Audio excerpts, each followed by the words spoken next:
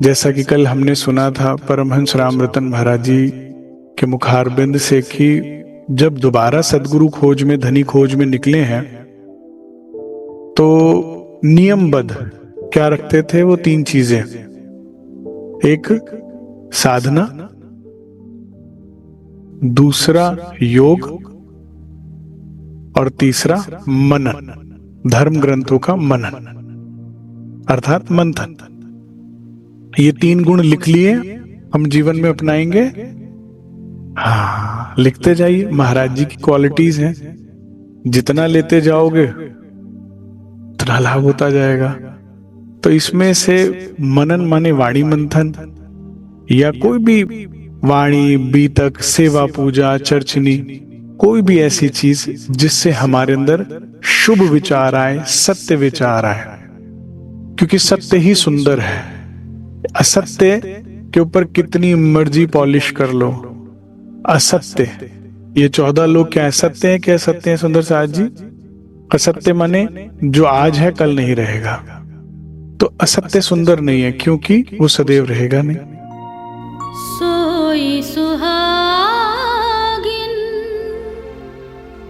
धाम में, और सत्य क्या है? परम धाम, धनी। तो जब हम मंथन करते हैं किसी भी धर्म ग्रंथ का, तो हमारा जो सोच है, हमारा ख्याल जो है असत्य से सत्य की ओर मुड़ता है। सुंदर साथ, बहुत बहुत बहुत जरूरी है ये मंथन।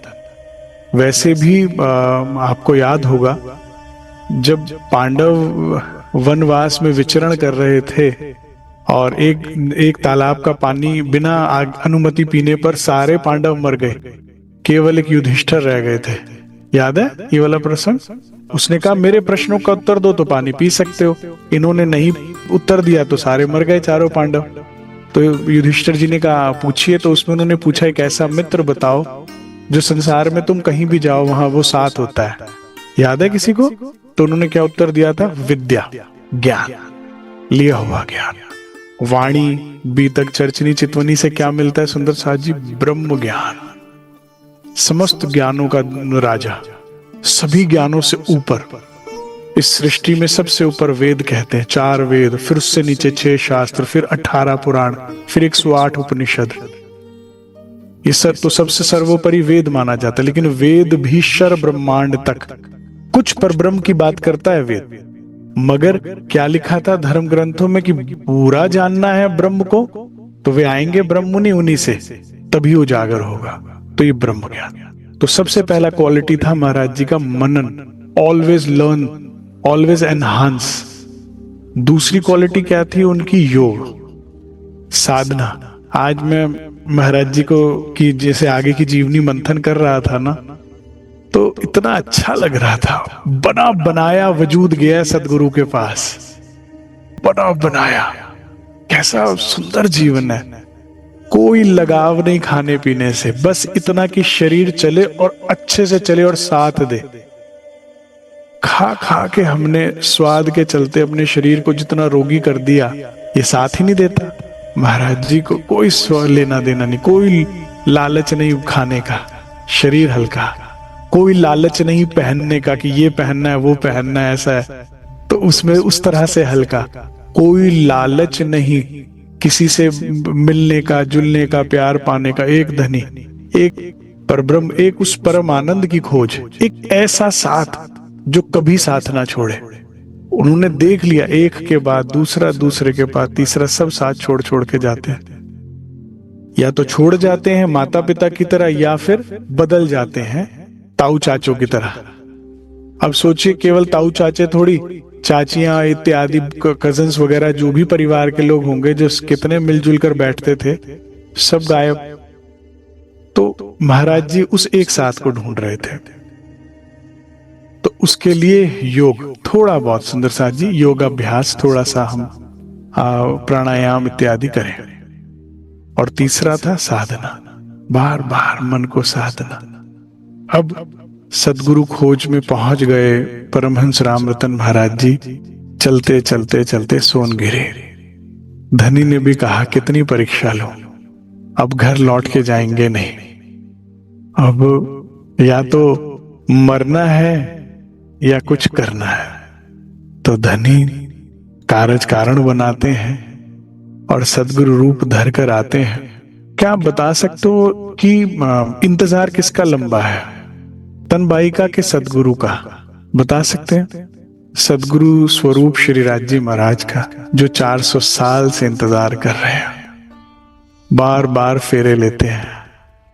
हमको खेल देखने की इच्छा है जिस कारण दुख उठाते हैं, और उनको हमें सत्य देने की इच्छा है जिससे आप सत्य लीला में लीन हो, खेल का पूर्ण आनंद ले और फिर घर चले। जाग देखो सुख जागने।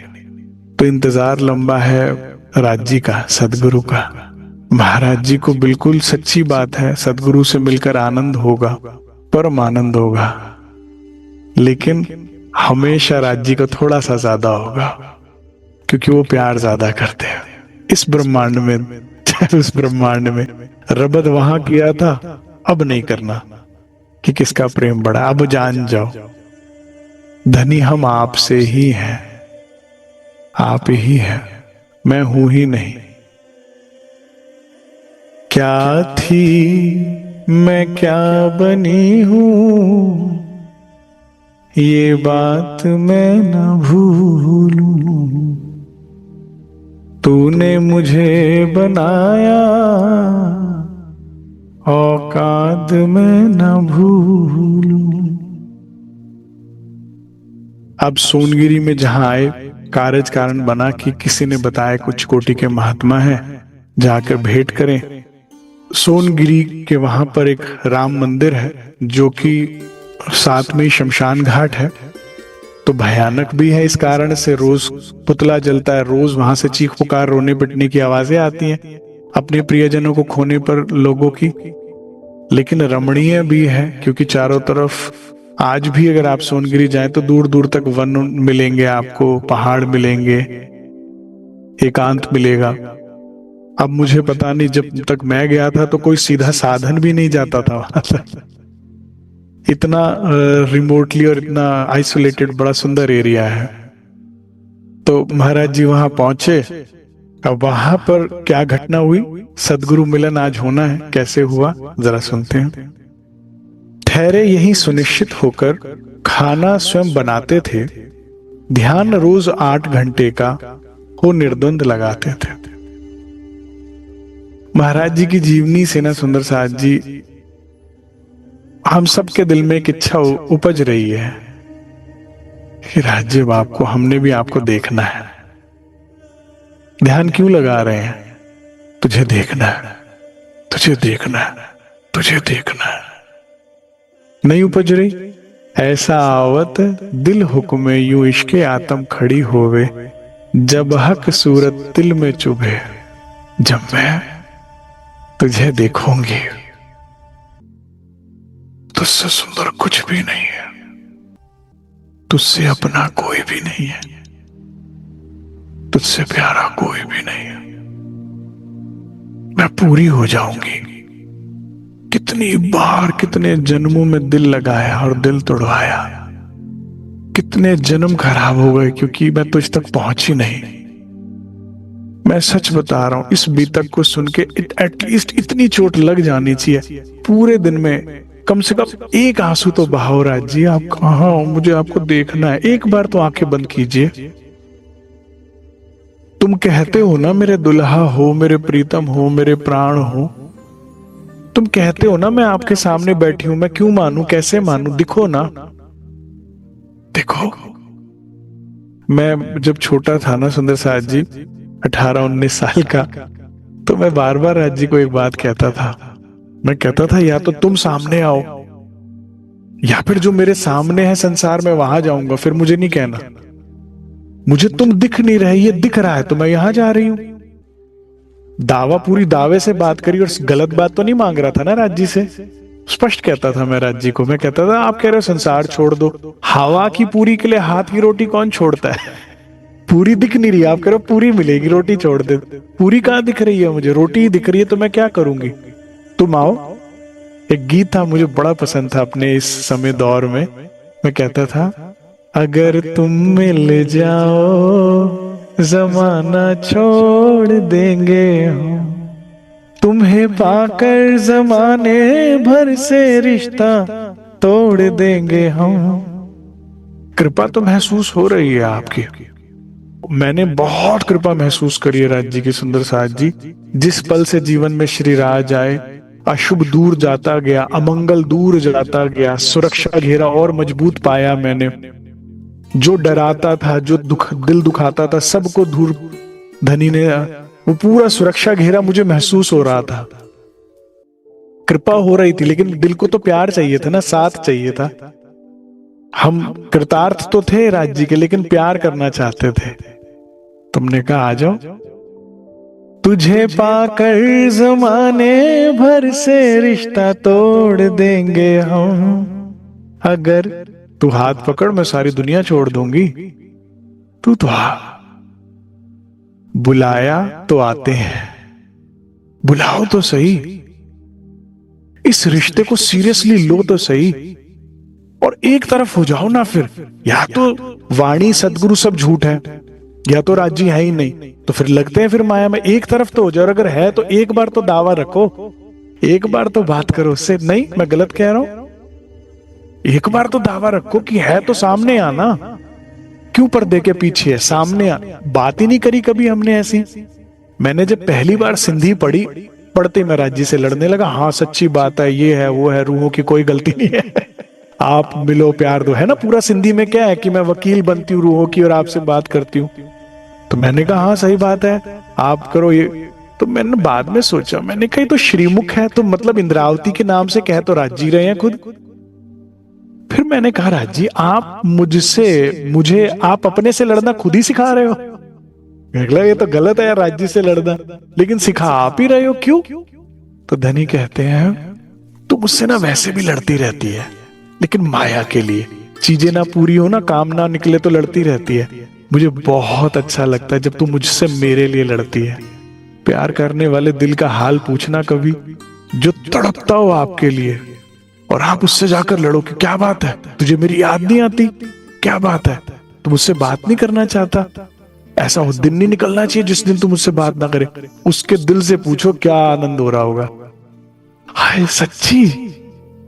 तो जब हम सिंधी पढ़ते हैं और मुद्दे पे लड़ते हैं तो बहुत अच्छा लगता है राज जी को। मुद्दे पर तो आओ।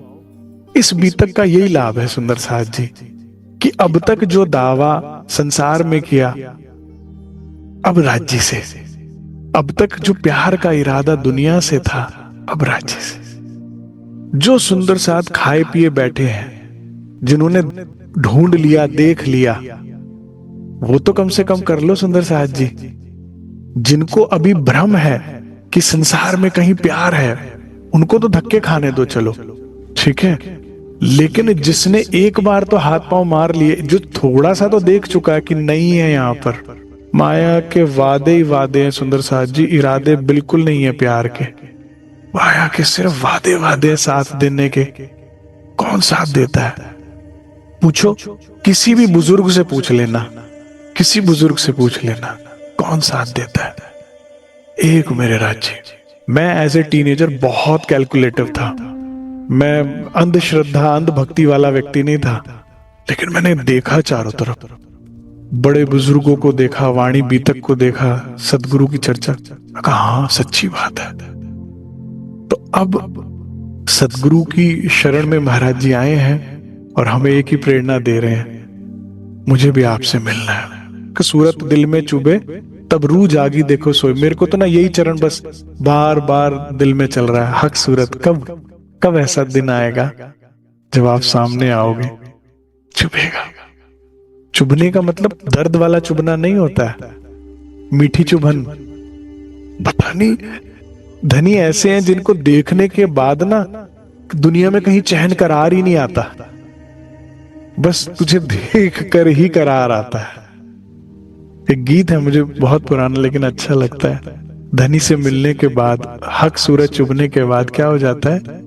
अजी कुछ नहीं है, कुछ नहीं, हाँ कुछ नहीं है भाता जब रोग ये लग जाता, मैं हूँ प्रेम रोगी मेरी दवा तो कराओ, जाओ जाओ जाओ किसी वैद्य को बुलाओ, वैद्य ना मिले तो मेरे यार को ले आओ, मैं हूँ प्रेम रोगी।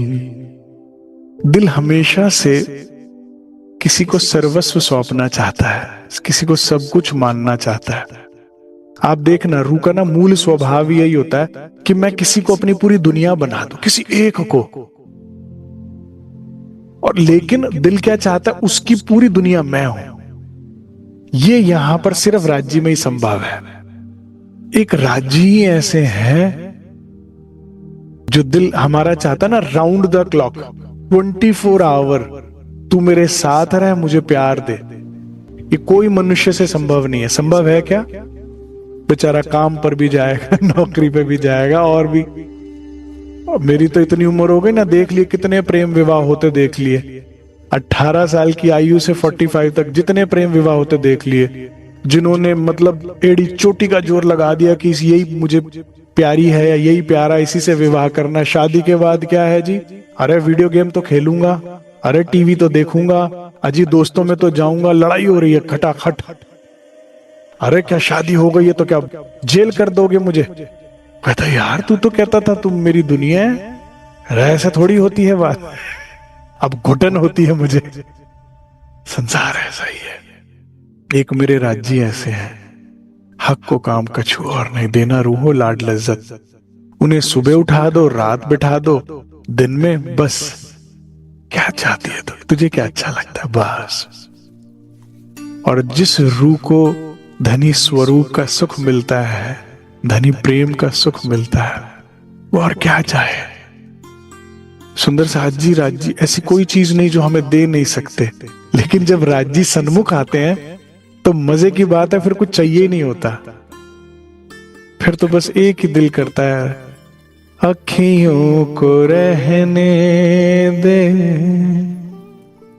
अखियों के आस पास, दूर से दिल की बुझती रहे प्यार, अखियों को रहने दे।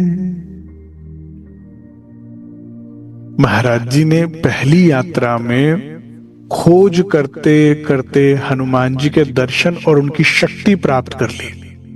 अब कहाँ है? महाराज जी के उर में, हृदय में है हनुमान जी। जो शक्ति हनुमान जी पे है वो महाराज जी शेयर कर सकते हैं। जो मदद चाहे, जो सेवा चाहे हनुमान जी से वो ले सकते हैं। भगवान शिव के दर्शन प्राप्त किए, जिसमें भगवान शिव ने स्वयं कहा कि चाहो तो गुरु धारण कर लो मुझे। और इसके बाद भगवान विष्णु के दर्शन शेष रह जाते हैं। परंतु अगर वेद शास्त्रों का अध्ययन किया जाए, संत वाणी का अध्ययन किया जाए, तो ये कोई इसमें भगवान विष्णु और शिव में कोई छोटा या बड़ा नहीं है। भगवान शिव विष्णु को नमन करते हैं, भगवान विष्णु शिव जी को नमन करते हैं। ठीक है ना? तो सत्य लोक वैकुंठ तक तो महाराज जी का ध्यान जा चुका है, लेकिन उनसे मिलन के बाद भी एक आह अधूरी है, और वो इतना भी पाना आसान नहीं है। हजारों लाखों में कोई ऐसा कर पाता है, लेकिन अभी आह बाकी है, क्योंकि प्रियतम चाहिए। रूह को क्या चाहिए? रूह को भगवान चाहिए। मैं जब निजानंद में एंटर हुआ, मुझे क्यों अच्छा लगा ये? क्योंकि अब तक तो भक्त और भगवान का रिश्ता पता था, मालिक और नौकर का रिश्ता पता था, वे बड़े हम छोटे।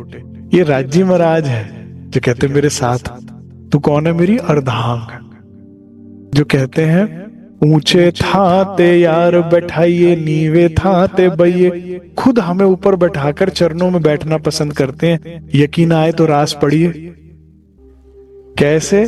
खुद नीचे बैठ चरणों में सखी के पाजे पहनाते, अगर आभूषण उतर जाते हैं तो खुद श्रृंगारित करते हैं। ऐसी ही सेवा परम धाम में भी करते थे। आपको पता है ये बात? अज्ञानतावश तो रबद में कह दिया हमारा इश्क बड़ा। ऐसा ही प्रेम परम धाम में करते थे, लेकिन कभी व्यक्त नहीं किया। अगर व्यक्त कर देते जैसे जागनी रास में, तो पता लग जाता इन खूब खुशहालियों के रूप में भाग भाग कर जो सेवा कर रहे हैं वे स्वयं है।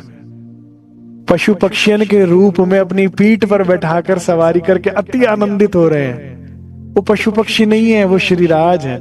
जैसे दादा पोते को कंधे पर बैठाकर कितना खुश होता है, पोता खुश होता है, हाँ सवारी मिली बढ़िया सी, लेकिन दादा ज्यादा खुश होता है। कभी धनी का प्रेम आनंद महसूस करना, रूह को अपनी पीठ पर बैठा के जब उड़ा कर लेकर जाते हैं, उस स्वलीला द्वैत में वे ही हैं जो हमें लाड करते हैं। तो उसी प्रेम को धनी ने रास में किया। तो जब मुझे ये ऐसा बराबर का प्रेम, ऐसे बराबर का आदर, यारा वे यारा इश्क ने मारा, हो गया मैं तो तुझ पे निसार दे रहे, सब मुझे तेरा नाम, मैं बेनाम हो गया, हो गए। देखो ना, देवचंद्र जी रह गए, धनी श्री देवचंद्र जी हो गए। इंद्रावती रह गई, महामती हो गई, श्रीराज हो गई। रतनबाई रह गई, हाजरा हजूर साक्षात हक हो गई। दे दिया ना, अपना नाम ही दे दिया, अपना पद ही दे दिया। अब जो भी कोई आता है राज्य से कुछ मांगने का, तो मेरी रूह पे चले जाओ, किसी पे भी, किसी परमहंस पे चले जाओ, हो जाएगा काम। उनको खुदा बना दिया जिन्होंने धनी को पहचान लिया, जिन्होंने उनसे प्यार किया। इससे ज्यादा कोई क्या करेगा? अब ये भगवान शिव तो नहीं दे सकते थे क्या? एक राज्य है। तो इसीलिए महाराज जी और आगे बढ़ गए। यहां पर अभी तक उनके कुल देव भगवान शिव थे, इष्ट शिव थे, लेकिन अब जो ध्यान वे कर रहे हैं, मैंने आगे पढ़ा है, मैं आपको भी और बता देता हूं। अब वो इससे भी ऊपर उठ चुके हैं, निराकार भक्ति धारा में उधर निराकार का ध्यान कर रहे हैं, क्योंकि यहां तक पा लिया, नहीं अब और आगे जाना है।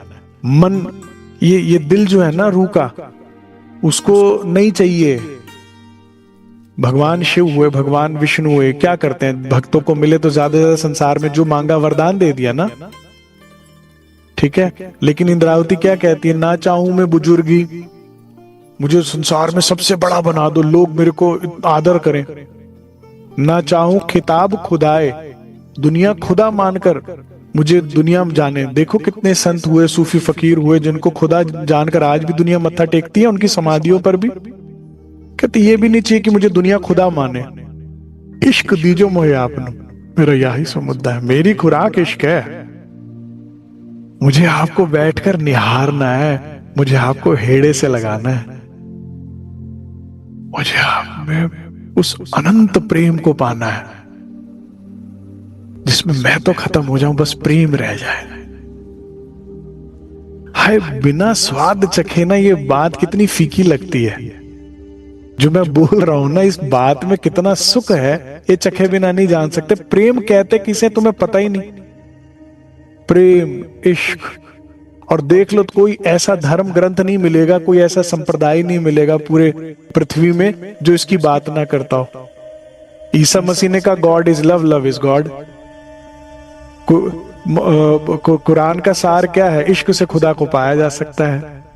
और भगवान कृष्ण ने भी अर्जुन को सारा ज्ञान देने के बाद गीता का, भगवान विष्णु स्वरूप है ना इस वक्त, तो जब गीता अवतरण हो रहा है तो सारा ज्ञान देने के बाद, हर तरह की भक्ति कराने के बाद अर्जुन कहते जी अगर कुछ ना हो पाए कर तो फिर प्रेम कर, अनन्या प्रेम लक्षणा भक्ति सर्वोपरि है। तू मुझसे प्यार कर, बाकी मैं करवा लूंगा। तो मुझसे प्यार प्रेम। तो अब महाराज जी उस खोज में आगे बढ़ते बढ़ते क्या होता है सुनते हैं। ध्यान रोज 8 घंटे का हो निर्द्वंद लगाते थे। बड़ा हुआ था, अभ्यास बहुत था और अधिकताई पर था और बढ़ता जा रहा था। ध्यान लीन हर एक क्षण रहता, कभी कभी ही हटता था। ज्यादातर मस्त रहते थे आंखें बंद करके, कभी कभी ही कहते टूटता था। यही अवस्था आ गई। पहले भी ऐसा हो गया था ना, जब महाराज जी पहली बार भी निकले थे। हो जाता अक्सर अचेतना, कभी कभी लुढ़के पाते। यहां तक पहुंचना, जो सुंदर सा ध्यान करता है ना, अब समझ लो आगे की मंजिल। ऐसा ध्यान लगे जिसमें शरीर का बोध ही ना रहे, कि वो लुढ़क गया है कि बैठा है, पता ही ना लगे। और सुनिए आगे। हाथ पैर होकर उल्टे, बहुधा नीचे दब जाते। कहते इतना छूट जाता था ध्यान की, गिर गए, हाथ दब भी गया तो भी दर्द भी नहीं हो रहा, पता ही नहीं लग रहा, उठने पर ही पता लग रहा है। मैंने एक बार बात बताई थी आप लोगों को, लेकिन अधूरी बताई थी, आज पूरी सुन लीजिए। जब ये बात आई गई तो मैंने बताया था ना, आशा भगत कहती मैंने ना बनारस में माता जी को कहा, तू झूठ बोलती है, तेरे को परम धाम दिखता है, राज्य दिखते है, तेरा ध्यान लगता है। दोनों हम उम्र थी, कह सकती थी, ठीक है। और बड़ी ईमानदार लेडी थी आशा भगत। मैंने उन जैसा ऑनेस्ट व्यक्ति कभी नहीं देखा लाइफ में। झूठ रत्ती भर को नहीं था अंदर, बिल्कुल जो मुंह पे है, जो दिल में है वो मुंह पे है। क्यों और क्यों ना बोले। मेरे को बताते थे वे, एचकेएल भगत की धर्म पत्नी है, तो इंदिरा गांधी के राइट हैंड थे एचकेएल भगत। तो कहती 5 बार तो मैंने राष्ट्रपति भवन में टोस्ट किया। जब प्रधानमंत्री चुना जाता है ना, तो कहते फर्स्ट टोस्ट कहते हैं उसे, जो प्रधानमंत्री भवन में होता है। कहती उस बार उसको 5 बार तो मैंने उसे अटेंड किया हुआ है। और डिप्लोमेटिक वीजा पे, डिप्लोमेटिक वीजा होता है जो ऑलरेडी मंत्रालय में होते हैं ना, सांसद होते हैं जो, तो उनको पूरे वर्ल्ड में डिप्लोमेटिक वीजा मिलता है, जिसमें आप जहां जाओगे दरवाजे खुलते जाएंगे। जिस म्यूजियम में, जिस देश की जो बेस्ट चीजें होती है ना, आपको मिलिट्री पुलिस लेकर दिखाती है, खुद हाथ जोड़कर वहां के मिनिस्टर्स दिखाते हैं, बेस्ट बिहेवियर, बेस्ट सब कुछ। तो कहते मैंने पूरी दुनिया 5 बार घूम ली है हमें डिप्लोमेटिक वीजा पे। और कहती मैंने ऐसा नहीं, फुल एंजॉय करती थी, झूले हैं तो बच्चों की तरह झूले झूले हैं, भाग रहे हैं, दौड़ रहे हैं, सब देखा मैंने। तो जिसने सब देखा हो ना, वो झूठ क्यों बोलेगा। इतनी बड़ी हस्ती थी वो। तो कहती बनारस तो झूठ बोलती, तुझे परम धाम दिखता, सबका पागल बनाती, बना तेरा लगता है ध्यान, मेरे साथ बैठ, मैं देखती हूँ कहां तक जाती और मुझे लेकर चल। बनारस माता जी तो फूल जैसी थी। तो ये शेरपुर में ही तारतम भवन है, उसके साथ एक और कक्ष है, कभी आप जाएं तो देखेगा। कहते मैं वहां लेकर उसको बैठ गई, और है ना उसके जैसे आदमी ऐसे बैठता ना ध्यान में, तो उसके हाथ में हाथ डाल लिया, करी मैं देखती हूँ जहां तू जाएगी मैं भी जाऊंगी। ऐसे हाथ डाल लिया उसके अंदर फंसा के, करी बैठ अब ध्यान में, मैं भी बैठती हूँ, देखती हूँ कहां तक जाती हूँ। कहते हम दोनों ध्यान में बैठ गए, करे मेरा तो मित लगा नहीं ध्यान। 15 मिनट बाद वो तो गायब, वो तो लग गया उसका ध्यान। और अब क्या हुआ, गेट बंद था ये वाला रूम का, बाहर महाराज जी दरवाजा खटखटाए, कौन है अंदर, खोलो। कहती मैं कहूं बनारसो बनारसो बनारसो। कहती वो मित होश में ही हो तो बोले ना। कहती हाँ, अब महाराज जी दरवाजा खटखटा रहे, उनके लिए ना खोलो, इससे बड़ा निरादर नहीं हो सकता। लेकिन उसके कान में आवाज नहीं जा रही। कहती हाथ निकालना चाहूं तो उसने ऐसे अकड़ गया उसका शरीर, करे हाथ ही ना छूटे मेरा। करीब बड़ी मुश्किल से हाथ मैंने छुड़वाया और महाराज जी के लिए दरवाजा खोला। कर कौन है अंदर। महाराज जी ऐसे बोले, किसने दरवाजा लगाया, कुंडी किसने लगाई है, खोलो। कहती जब मैंने खोला महाराज जी आए, कह रहे अच्छा ध्यान में बैठे, बैठे रहो, चले गए। कहते उस दिन मैंने नमन किया कि तू सच बोलती है। कह रही है हिली नहीं हम में तो। ये महाराज जी जैसी स्थिति, ध्यान लगता था उसका। मैं तो बनारस माता जी का साथ किया, उन्होंने तो, उनको तो दिखता ही था परम धाम, सबको पता ही थी ये बात। उनकी तो रहनी ऐसी थी कि यहाँ वाणी खोलो और यहाँ उनका जीवन खोल लो, आपको मैच कर जाएगी। जो वाणी कह रही है उनकी रहनी वैसी थी। लेकिन आशा भगत ने भी करियो में लगता था उसका ध्यान। तो यही स्थिति होती है, हमें यहां तक पहुंचना कि शरीर का बोध भी ना रहे, कि गिर गया सीधा। ये बड़ा सुंदर स्थिति है। इस शरीर से बाहर हो जाने में क्या आनंद है, मैं आपको बता नहीं सकता। ठीक है। कहते उंगली टूटी सी हो गई थी, पलक वामनी खाए। कहते पलके बंद बंद रह रह के ऐसे पलट सी गई हैं और उंगलियां ऐसे टेढ़ी मेढ़ी हो गई हैं। बेचारी बार बार हो जाती थी, बार बार सीधी कर लेते थे, मुड़ तोड़ जाती थी। जुएं झड़ने लगी मुंड से, पिंजर बने बनाए थे। ये मुझे बनारस माता जी ने बताया था। कहते एक बार हम ध्यान में बैठे थे तालाब के पास, करे इतनी सर में जुएं हो गई, कई दिन से धोए नहीं थे बाल। जैसे वो जटाधारी होते हैं ना लोग, देखे आपने साधु जो जटाधारी होते हैं, वो they don't wash their hairs, कंघी नहीं करते, तो इसीलिए वो आपस में बाल चिपक के जटाएं बन जाती है। तो महाराज जी ऐसे जटाधारी थे। कहते एक दिन लेकिन खुजली हुई तो सामने जो तालाब था मैंने उसमें सर दे दिया, करे सारा तालाब काला काला जू जू हो गई। इतना करा मेरा, इसलिए फिर मुंडवा देते थे महाराज जी ज्यादा होने के बाद। इसलिए फिर महाराज जी के आपको ज्यादा शेव्ड मिलेगा हेड, ज्यादा तंग करते तो, वरना क्या साधु क्या जैसा है वैसा है, मस्त। अरे बढ़ रहा है तो बढ़ने दो, ज्यादा तंग कर रहा है तो। ये हमारी आपकी तरह नहीं हर महीने शेव सेट करानी है, बाल सेट कराने हैं, नेल पॉलिश सेट करानी है, ये क्या क्या आजकल तो लोग कराते हैं। अरे जो बढ़ रहा है जहां से बढ़ रहा है बढ़ने दो। अब मुझे ये स्थिति बहुत सुंदर लग रही है, आकर्षक लग रही है। कुछ तो हम भी ऐसा भाव बना ले सुंदर साथ जी। खा खा के जिंदगी खत्म हो गई, ये जीभ की इच्छा खत्म हुई कभी? हर बार फिर भूखी की भूखी, फिर तृष्णा की वही की तृष्णा, ये कभी शांत नहीं होगी। कुछ शरीर को साध ले उसको चखने के लिए, जिसको चखने के बाद कुछ चखने की शेष कुछ इच्छा नहीं करती, फिर दिल करता है बस वाह कुछ शरीर साध ले, हम कुछ मन को साध ले। मन जहां जहां कहता गया लेके जाते गए। कहां भरा इसका पेट? भरा इसका पूरी दुनिया घूमाओ। आशा भगत पूरी दुनिया घूमने के बाद भी मेरी गाड़ी में बैठती थी, मारुति 800 थी मेरे पास। कहती मुझे ना तेरे साथ अच्छा लगता है, चाहे मैं कहीं जाऊं। कहती थी मुझे एक जगह मेरी रखा कर गाड़ी में हमेशा। सोचो सारी दुनिया देख चुकी है, सारी बाद में भी इतनी साउंड थी हर तरह से, फाइनेंशियल हर तरह से वो थी। अब मैं जब भी उनके घर जाता था हमेशा चौकी बैठी होती थी बाहर, उनको जेड सिक्योरिटी अवेलेबल थी एचकेएल भगत के जाने के बाद भी आखिरी श्वास तक। और माता जी भी कहती मैं नहीं भी होती तो भी घर में चौकी इतनी वेल सेटल्ड हुई थी। नहीं है क्योंकि संसार में सुख सुंदर साथ जी कहीं पे नहीं है, कहीं पे प्यार।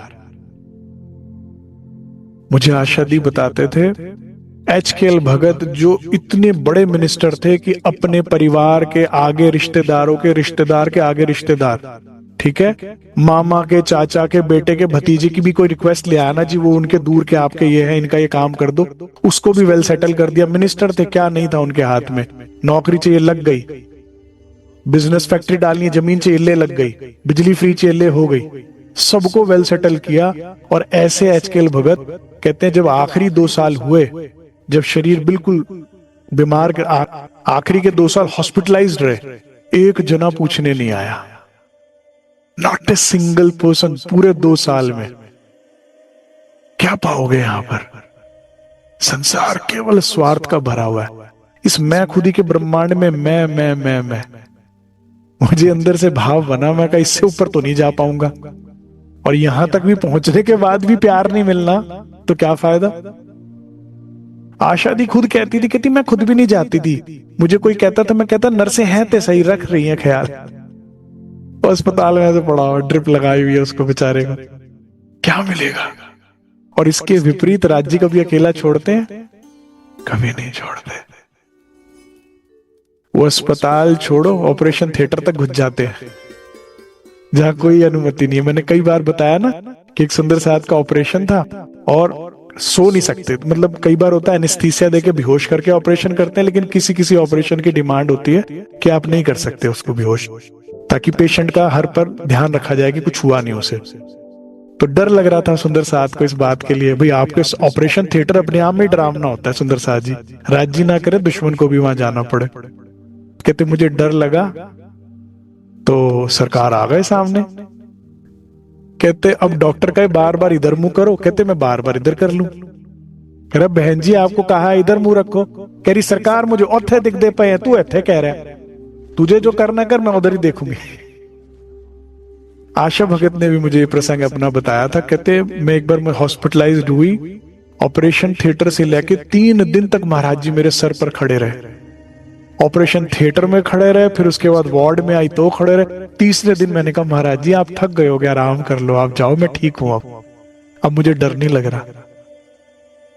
कहां मिलेगा ऐसा सच्चा बिन स्वार्थ का प्यार, तेरा दरबार न छूटे, प्यार की तार न टूटे।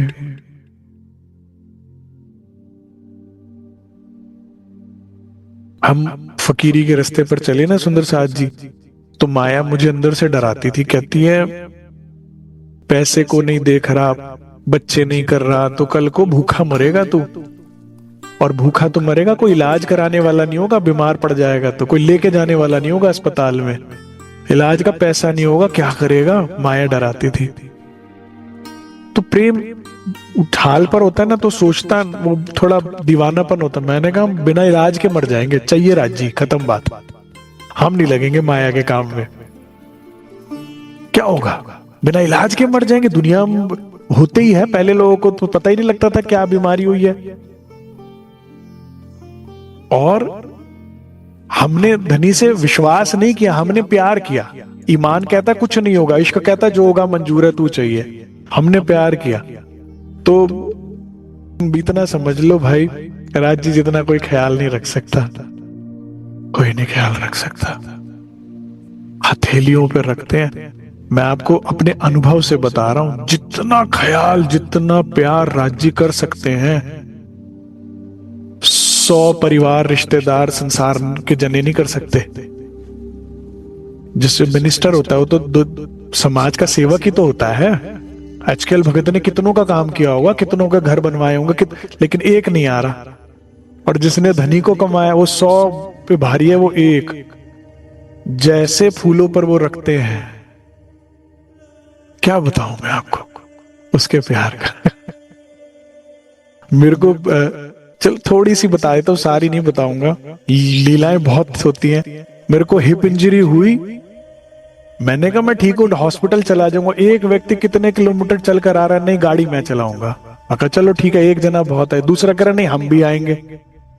मैंने कहा ठीक है, अब गाड़ी में जगह नहीं। तो तीसरा कह रहा हॉस्पिटल हम पहुंच जाएंगे अपने आप। लेकिन वो इतनी टीम गई मेरे साथ, इतने जने करे कौन आया, मरीज कौन है आप में से, कौन करता है इतना प्यार, दुनिया में कोई नहीं करता राज्य के अलावा। कह रहा व्यक्ति आया, मिनिस्टर आया, हो क्या रहा है, कितने जने हो, सब बाहर जाओ जी, मरीज छोड़ो बस। कहां मिलता है ऐसा प्रेम, दुनिया में नहीं। और मैंने अभी बहुत सारी कृपा की छोटा सा अंश बताया सिर्फ आपको। तो कभी अकेला नहीं रहना चाहता ना वो राज्य से प्यार करे। और जो करते करते मरना चाहता है लेकिन रिस्पांस नहीं मिले, धक्के खाना चाहता है दुनिया की तरह, वो करते रहो, ढूंढ लो दुनिया में कहीं प्यार मिलता हो तो। ठीक है, तो पिंजर बने बनाए थे, जहां हुआ ध्यानस्थ, पड़े के पड़े वहीं रह जाते थे। इतनी सुध-बुध खो जाती है ध्यान अवस्था में। अभी स्वामी जो महाराज जी जो ध्यान करते हैं ना, मैंने इसका सारा मंथन किया, तो इसे कहते हैं निर्विकल्प समाधि, जिसमें ऐसी स्थिति हो जाती है, जो भी मैं पहले पढ़ के बता देता हूं कैसी स्थिति हो जाती थी। जहां हुआ ध्यानस्थ, पड़े के पड़े वहीं रह जाते थे, करवट भी नहीं ले पाते थे, मुर्दे से पड़ जाते थे। मतलब गिर गए ना तो अब करवट भी नहीं लेंगे, जैसे मर गए हो ऐसे। क्योंकि श्वास चलना थम जाता। मैंने जब ये पढ़ा तो पहले बड़ा हैरान हुआ कि सांसें चलनी बंद हो गई, क्योंकि श्वास चलना थम जाता, नब्ज आदि पड़ती मंद, नब्ज भी बहुत कम हो जाएगी और सांसें आनी जानी बंद हो जाएगी।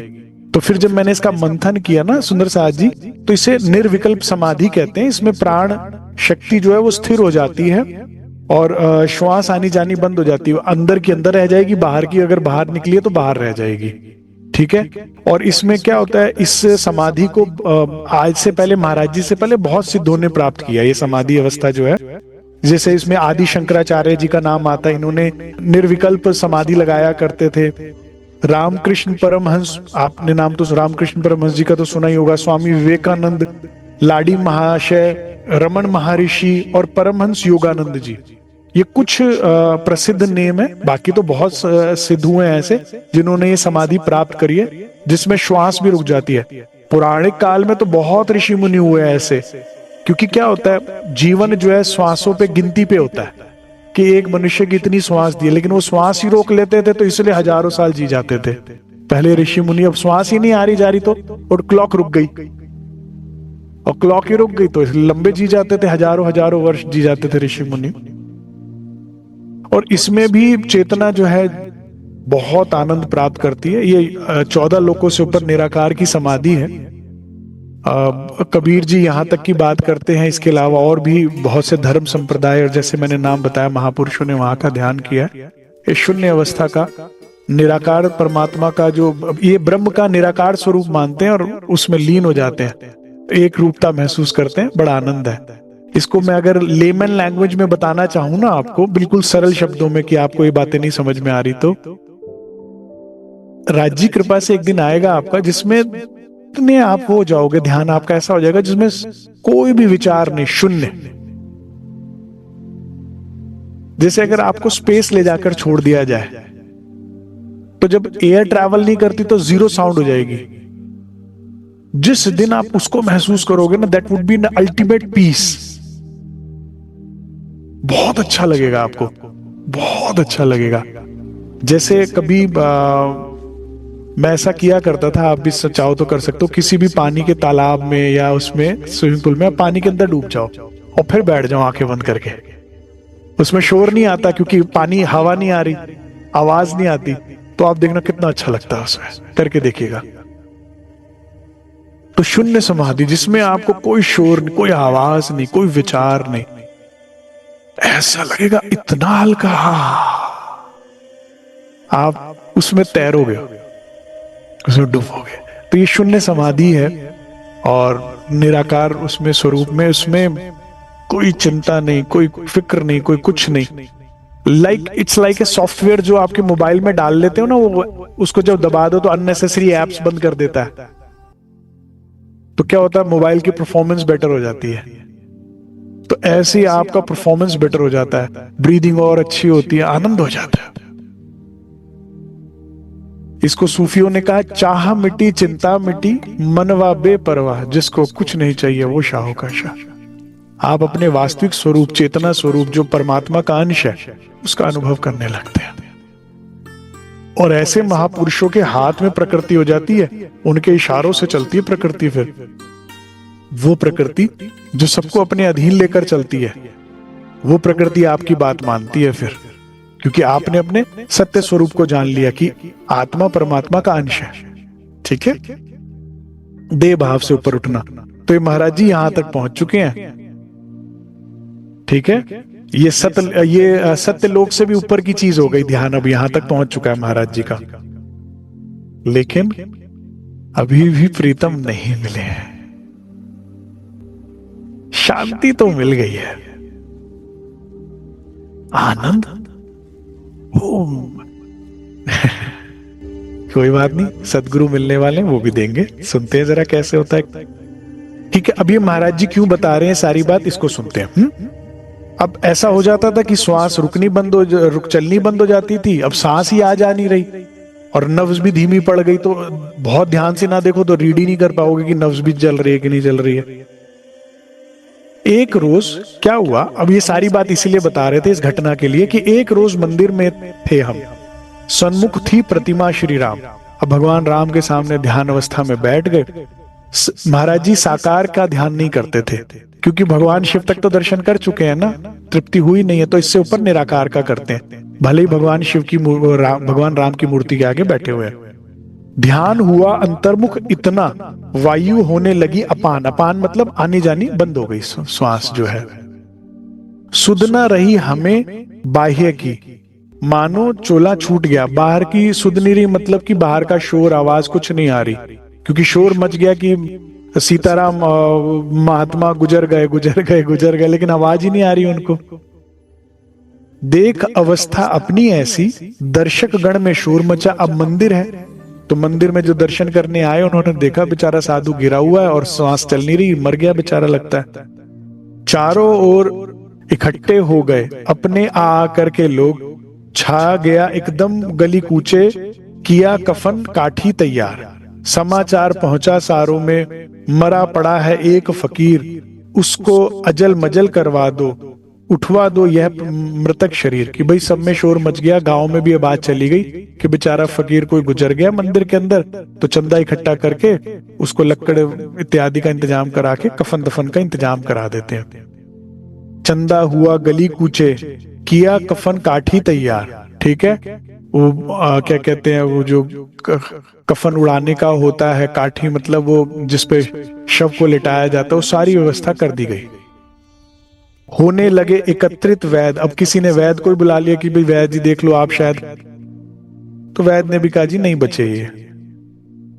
अब सबके आने के बाद भारी भीड़ जमा हो गई थी। एक व्यक्ति आया पश्चात, लोग आ गए, कफन दफन आ गया, वैद ने हाथ डिक्लेयर कर दिया हाथ डेड है, सारे अब आ गए। तो अब एक व्यक्ति बाद में आया। अब देखो दृश्य देखिए, महाराज जी गिरे हुए हैं मंदिर में, लोगों ने घेरा हुआ है, सब शोर मचा रहे हैं, वैद देख रहा कर रहा। अब एक व्यक्ति पीछे से आया, जिसे देखकर सारे हट गए। अब वो विशेष लोग जान नहीं पाए पूर्ण स्वरूप, लेकिन इतनी उनके की मान्यता थी पूरे गांव में कि उनको देखते हटते गए लोग। भीड़ हटो हटो हटो हटो हटो, ये आ गए हैं, तो भीड़ हटती गई। पूरा चंद्र प्रकाश, तेजोमयी स्वरूप, मंगलकारी चरण, धोती कुर्ते में कंबलिया ओढ़ते थे दादा गुरु, धीमी धीमी गति से आ रहे हैं। जिसे देखकर सारे हट गए, उसने देखा अपना हाथ, वे आए, हाथ छुआ। अब राज्य है, जानी जान है, लेकिन नाटक तो करना है ना दुनिया में, और छुपाना भी है। ऐसे आके तो नहीं कह सकते कि उठो रतन भाई और उठ जाए। तो नाटक किया, नब्ज देखी, पूर्ण निरीक्षण किया हमारा, समझाया लोगों को योगावस्था है। बोले किसने कहा मृतक है? कहते किसने कहा मृतक है? जो कहता है बकता है। कहते पता कुछ है तुम्हें? मृतक नहीं है, योग अवस्था है ये। बोले किसने कहा? अच्छा सब हट जाओ यहां से। कहते हटो चलो, हवा आने दो पूरी। भेजा एक घर को अपने, किसी को कहा घर जाओ मेरा झोला लेकर आओ। जो झोली लेकर आया एक, दिया हमें कुछ उसमें से। ठीक है, अब वही नाटक में नाटक राज्य करना जानते हैं, उसमें से कहता है झोले में से कुछ निकाला, हमें सुंघाया कराया कुछ, जल गुलाब का छड़का मुंह पर, और गुलाब जल ऐसे छड़का और चेत कर दिया, जिसने हमें चेतन किया। सर्वशक्तिमान है वे, तो इशारा ही करना था, लेकिन लोगों के आगे नाटक किया। महाराज जी योग अवस्था से बाहर आ गए। लोगों ने जब हमें निहारा, जीवित लगकर सन्न हुए, कह रहे हमें तो लगाता है बिल्कुल सांस से आ ही नहीं रही थी, कब से हल्ला मचा रहे, हिल ही डुल नहीं रहे थे। इसीलिए महाराज दादा गुरु की इतनी मान्यता थी कि जब उनकी बहू का निधन हुआ ना, करे नहीं नहीं ये तो मृतक भी जीवित कर देते हैं, आप इन्हें भी जीवित करो। पीछे पड़ गए दादा गुरु के सब। ठीक है, करे क्योंकि देख चुके थे ऐसा, दादा गुरु कुछ कुछ करते थे फिर ढांप देते थे अपने आप को। तो करे तो ये मृतक था, जीवित कर दिया उन्हें, तो ऐसा लगा। दादा गुरु कह रहे नहीं भाई मृतक था ही नहीं, योग अवस्था थी। सब एकत्रित हो गए फिर से। अब जो भीड़ इकट्ठी हटाई थी फिर से इकट्ठी हो गई। हमें होश आने के बाद देखने लगे, अरे भाई ये तो एक दूसरे को कह रहे हो वो जीवित हो गया, दूसरा धक्का मारे आगे आएगा, क्या बात कर रहे हो, मैं तो देख के आया था। फिर से इकट्ठे को घेर लिया। दादा गुरु के लिए महाराज जी कहते हैं, उस आदर्श पुरुष से अपना हुआ बहुत काफी संवाद। कहते वो जो आदर्श पुरुष थे, वो जो दिव्य पुरुष थे, उनसे काफी संवाद हुआ, काफी बातचीत करी उन्होंने मुझसे। देखा अंदर तक टटोल कर, पूर्ण लिया परिचय अपना। दादा गुरु को परिचय लेने की जरूरत है? ये वे अपना परिचय दे रहे हैं। किसको दे रहे हैं? महाराज जी को दे रहे हैं, क्योंकि महाराज जी जिस लेवल के सिद्ध हैं, उस लेवल का कोई व्यक्ति मिले तो बात करेंगे ना अपनी, ये आगे का ज्ञान कुछ लेंगे या कुछ है। तो वो कह रहे हैं अच्छा ये किया था तुमने, अच्छा ये हुआ था, यहां तक जा रहे थे तुम, ये ध्यान कर रहे थे, क्या कर बोलते जा रहे हैं। अच्छा अच्छा ये था, कितने घंटे बैठते हो, अच्छा ऐसा, ये वाला आसन लगाते हो, प्राण शक्ति को यहाँ रोक लेते हो। तो वो कह रहे भाई ये व्यक्ति अनुभवी है। तो दादा गुरु एक्चुअली अपना परिचय दे रहे हैं, क्योंकि ना पहले परीक्षा शिष्य लेता है। अज्ञानी लोग कहते हैं भी भाई पहले परीक्षा गुरु लेता है फिर स्टूडेंट बनाता है। नहीं नहीं नहीं नहीं, पहले परीक्षा शिष्य लेता है, हाँ, जज करेगा, अच्छा ये लायक भी है कि नहीं है, ये है वो है, हर तरह से तोलेगा। देवचंद्र जी ने तोला था ना हरिदास जी को, सबको तोलते आ रहे थे। नहीं भाई, यहां भी बात नहीं, ये भी सात छोटी नहीं, इनमें भी सात। पहले शिष्य तोलता है और गुरु परिचय देते हैं, पूरा देते हैं, फिर गुरु परीक्षा लेता है, कह रहा हाँ तूने देख लिया ना, अब मैं देखूं जरा तू शिष्य बनने लायक भी है कि नहीं है।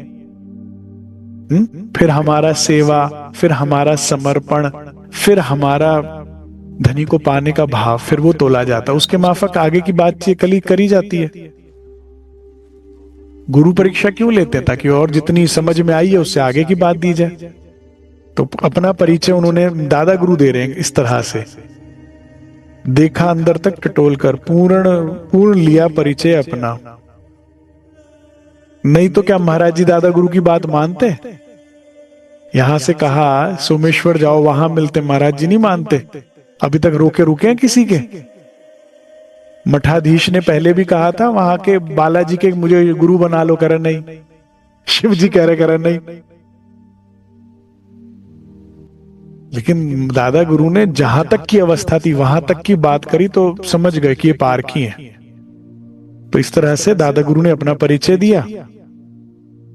बड़ी भीड़ उमड़ी ऊपर को, हर एक चाहता था सुनना, करे सारे कूद कूद के एक दूसरे पे पड़ रहे हैं, धक्का मुक्की करे, क्या बोल रहे हैं, फुसफुसा के बात कर रहे हैं महाराज जी और दादा गुरु दोनों।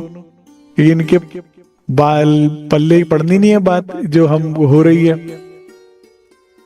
बोले दादा गुरु ने देख लिया, ये नहीं करने देंगे सत्संग, यहाँ पे तो तमाश भी नहीं चलती रहेगी, दर्शक बने ढूंढते रहेंगे, सुनते रहेंगे, धक्का मुक्की ऐसी करते रहेंगे, सब सुनना चाह रहे हैं, लायक ही है नहीं, कह रहे काम करो, यहाँ ये राम मंदिर छोड़ो, सोमेश्वर चलो, वहां पहुंचो, वहां आते हैं।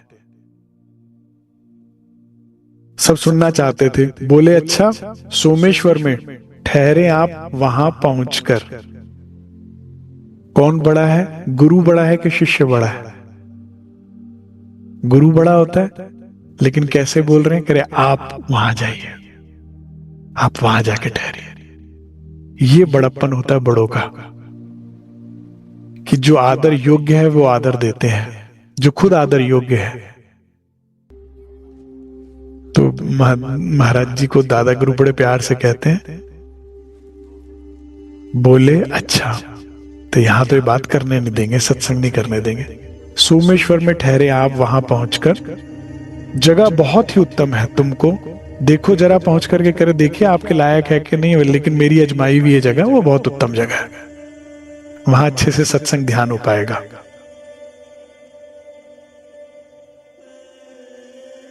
सोमेश्वर एक शिव मंदिर है, 1.5 मील की दूरी है, बहुत ही सुंदर मंदिर है सुंदर साथ जी, बहुत पौराणिक मंदिर है ये।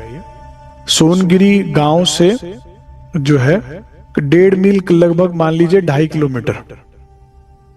तो मैं तो गया हुआ हूं, सोनगिरी से चलते जाओ 2-2.5 किलोमीटर चलो तो आ जाता है, ये मंदिर आ जाता है।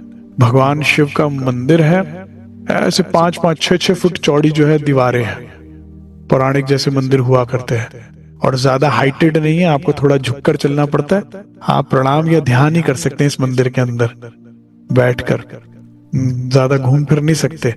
छोटा सा बहुत अच्छा मंदिर बना हुआ है,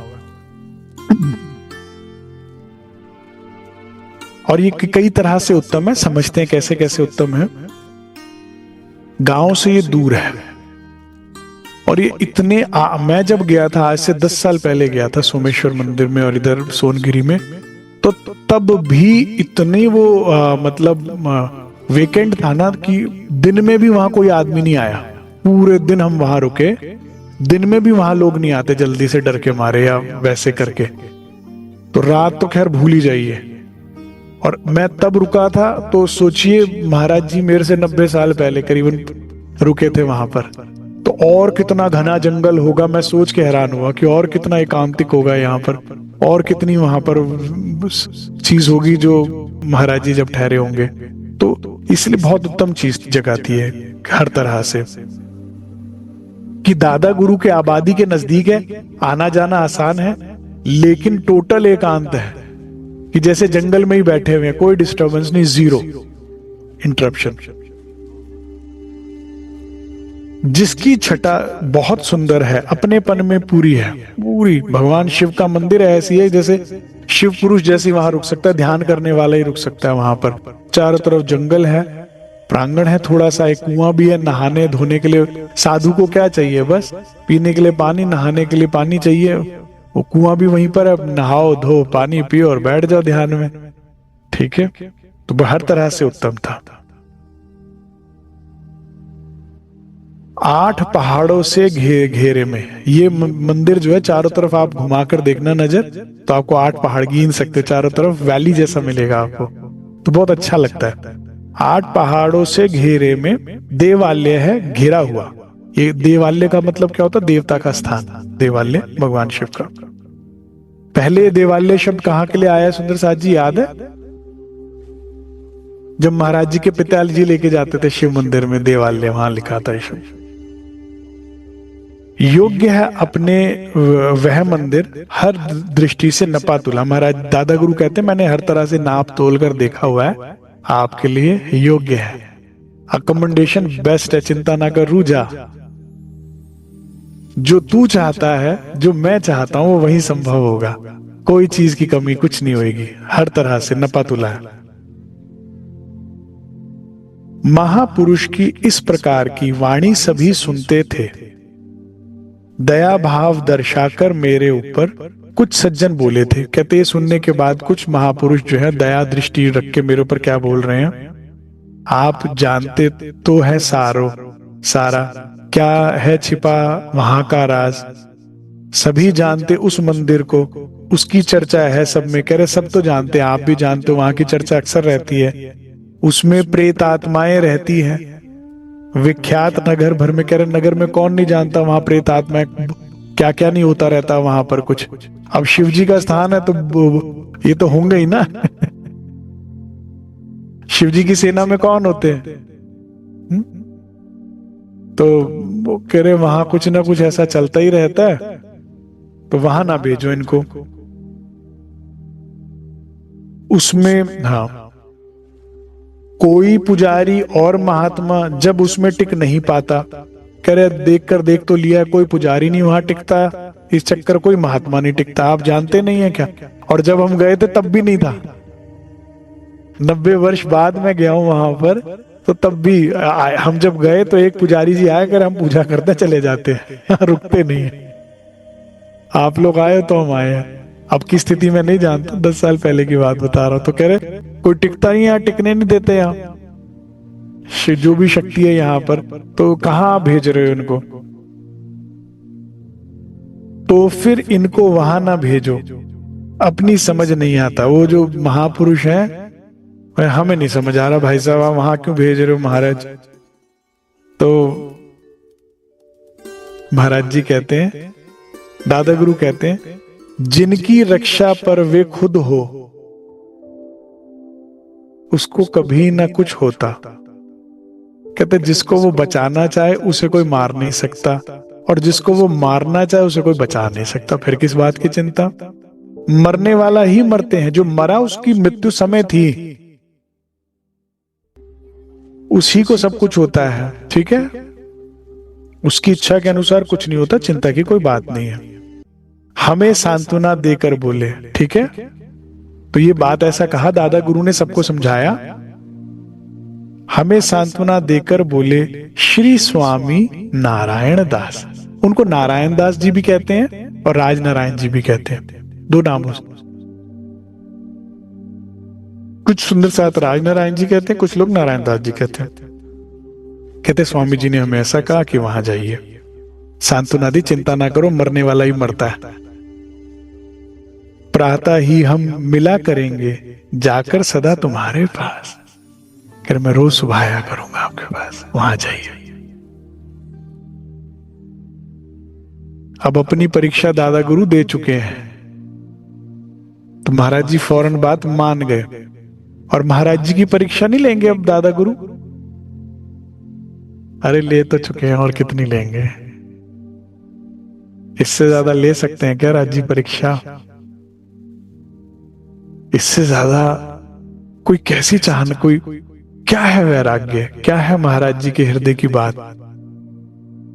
खाने को मिले ना मिले तू चाहिए, पहनने को तक को भी ना मिले तू चाहिए, सोने को नरम बिस्तर मिले ना मिले तू चाहिए, इज्जत मिले ना मिले तू चाहिए। हर बार ये परीक्षा थी। जो साधु आया तिरस्कार करके गया, महाराज जी के वैराग्य को ना समझकर तिरस्कार। साधु तो, जबकि साधुत्व को समझना चाहिए था ना, लेकिन ये हुक्म से परीक्षा थी कि वापस लौटते हैं क्या, फिर भी तू चाहिए, तू चाहिए, तिरस्कार मिल रहा है तो। और दूसरे साधु के रूप में भी हुक्म ही था कि धमकाया, देख लेंगे मंगल को, तो भय भी दिखाया, घर लौटेगा कि मरेगा, तो भी तू चाहिए। इससे ज्यादा क्या परीक्षा ली जाएगी। वापस गए तो परिवार ने भी खूब कोसा, तो देखा यार ना राज्य मिले ना संसार भी, परिवार ही तो था। उसके बाद भी देखो उनका भी व्यवहार ऐसा। अब ध्यान दे दे परिवार में, वो तो मिला नहीं, ये भी जाएंगे। ये भी परीक्षा थी, ये भी परीक्षा थी। घर में कटु व्यवहार होता है ना, ये परीक्षा होती है कि वो दिख नहीं रहे, ये भी जाएंगे। हाँ अभी भी सुधर जाओ। तो महाराज जी सुधरे, फिर निकल गए। इनकी परीक्षा नहीं ली जा सकती अब, और ले चुके हैं। अब तो पूर्ण स्वरूप साक्षात श्रीराज भेख धारण कर सदगुरु का आ चुके हैं।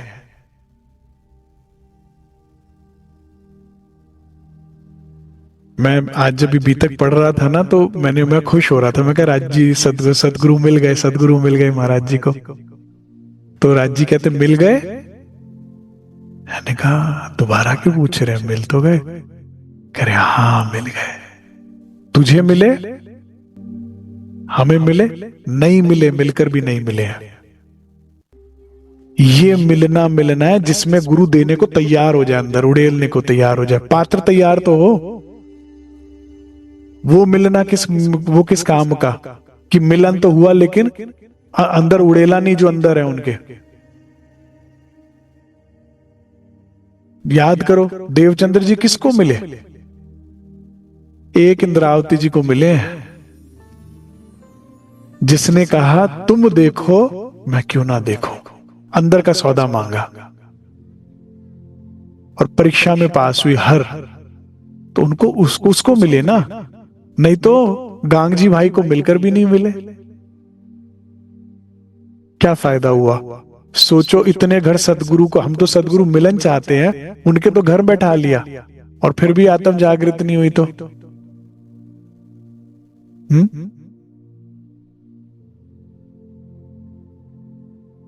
हमें मिले सदगुरु, कई बार मिले हैं, हर जन्म में मिले, लेकिन क्या मिले हैं। मिलेंगे कब, जब ऐसे पात्र बन जाओगे।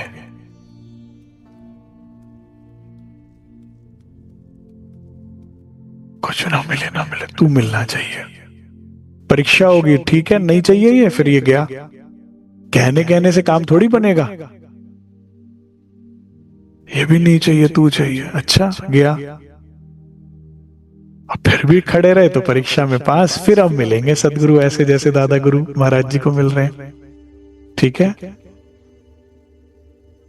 हाँ ये पूर्ण मिलन है सुंदर साथ जी, ये करना है हमने।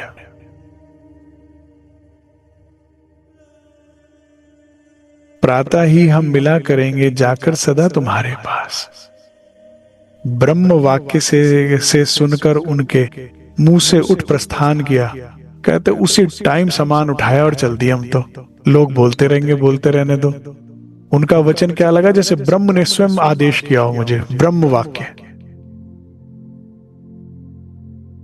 कहे मुताबिक महापुरुष ने जाकर हमको दर्श दिया। आप स्टोरी टेलिंग की क्वालिटी देख रहे हो महाराज जी की। क्या कहना चाहिए, सदगुरु महाराज आए, लेकिन अभी उस सीन में उनका स्वभाव, उनको क्या महसूस हो रहा है, वो उस सीन की बात बोल रहे हैं कि हमें लगा वो महापुरुष है कोई, और वो महापुरुष आए। बात समझ आ रही है। ये बड़ा रेयर है इस तरह की स्टोरी टेलिंग, नहीं तो स्टोरी ओवरलैप हो जाती है। आज प्रताप जी को बता रहे हैं तो बता सकते थे ना, सदगुरु महाराज आए थे चल के, कह रहे नहीं उस प्रॉपर उस हार्ट, उस वक्त उनके जो दिल की फीलिंग्स है ना, वो तक महाराज जी याद करके बता रहे थे प्रताप जी को। एक्यूरेट कि धीरे धीरे खुलते खुलते पता लगा कि वे कौन है, तो हमको भी धीरे धीरे उसी तरह से स्टोरी बता रहे हैं।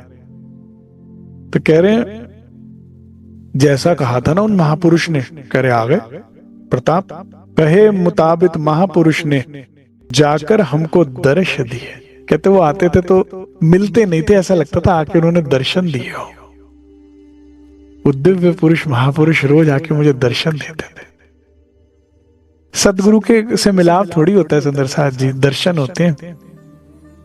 नहीं, जब हम घंघोर माया में थे ना, तो सदगुरु सरकार साहब तन से विद्यमान थे, तो जी टीवी पर उनका चर्चा आनी होती थी सुबह के 6-7 बजे।